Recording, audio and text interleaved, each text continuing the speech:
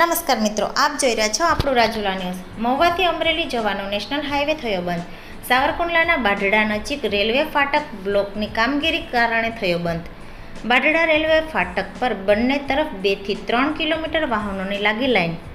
પીપાવાવ પોર્ટના મસમોટા વાહનો અને એસટી બસને ડાયવર્ટ કરવી પડી. રેલવે તંત્ર દ્વારા અચાનક ફાટક બ્લોક કામગીરી ચાલુ કરતા નેશનલ હાઈવે થયો બંધ. બંને તરફ ટ્રાફિક જામના દ્રશ્યો સર્જાયા.